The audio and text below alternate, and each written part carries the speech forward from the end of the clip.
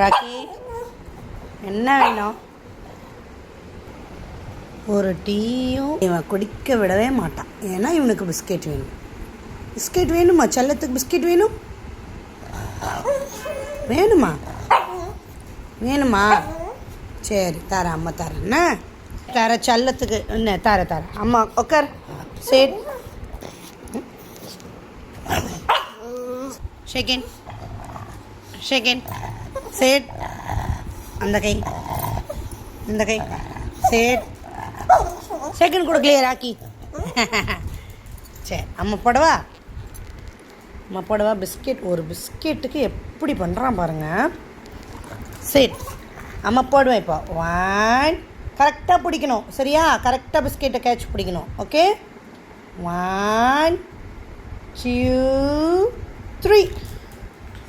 Good பாய்.